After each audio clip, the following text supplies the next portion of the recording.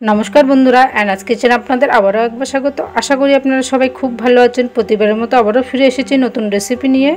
Are आजके निये चले एसेछि चिकेन पकोड़ा।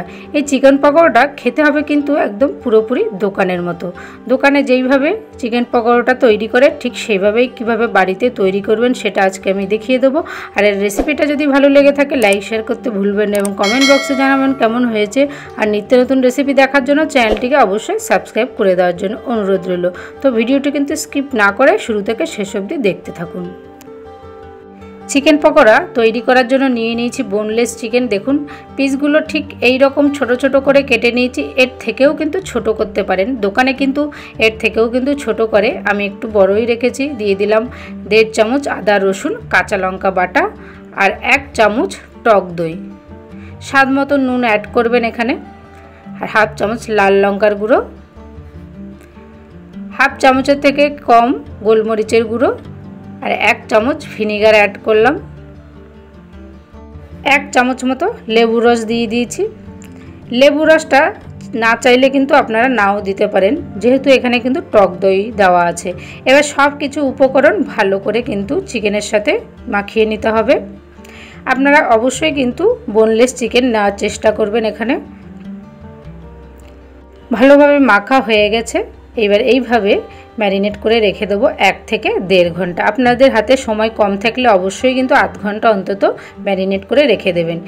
1 ঘন্টা পরে এসে এবার অ্যাড করব 2 কাপ মতো কর্নফ্লাওয়ার অ্যাড করেছি, একটা ডিম আর কর্নফ্লাওয়ারটা কিন্তু এবার ভালো করে মাংসের সাথে মাখিয়ে নেবেন। এর মধ্যে চাইলে আপনারা একটু ময়দাও ব্যবহার করতে পারেন যদি কর্নফ্লাওয়ারটা কম থাকে। আর পরিমাণ অনুযায়ী অবশ্যই ডিমটা নেবেন। তবে আগে কিন্তু একটাই ডিম দিয়ে মেখে দেখবেন, যদি ঘন থাকে তবে অবশ্যই আরেকটা ডিম অ্যাড করতে পারেন। ভালোভাবে মাখা হয়ে গেছে। এবার এই দিকে কড়াতে আগে থেকেই আমি রিফাইন তেল গরম করতে দিয়েছি। এবার এক এক করে চিকেন পকোড়াগুলো ভেজে নেব। প্রথমে গ্যাসের আঁচটা কিন্তু মিডিয়াম হিটে রাখবো, তারপরে একটু বাড়িয়ে দেবো। একদিক কিন্তু লাল লাল ভাজা হয়ে গেছে, উল্টে দেব। চিকেন পকোড়াটা কিন্তু একটু লাল লাল করেই ভাজতে হবে, না হলে কিন্তু খেতে ভালো লাগবে না।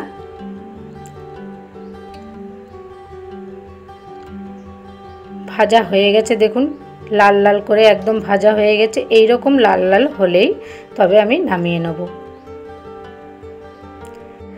এবার নামিয়ে নেব চিকেন পকোড়া। বাকি চিকেন পকোড়াগুলো ঠিক একইভাবে ভেজে নেব। এই চিকেন পকোড়াটার সাইজটা কিন্তু একটু বড় নিয়েছি, আপনারা চাইলে কিন্তু এর থেকেও ছোট নিতে পারেন। চিকেন পকোড়া ভাজার সময় লো টু মিডিয়াম হিটে কিন্তু ভাজবেন, তাহলে চিকেনটা কিন্তু ভালোভাবে ভাজাও হবে এবং খেতে সফট এবং জুসিও হবে।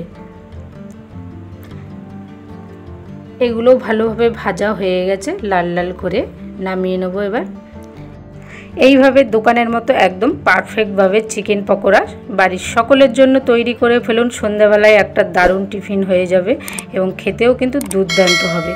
সস এবং পেঁয়াজ দিয়ে গরম গরম পরিবেশন করুন।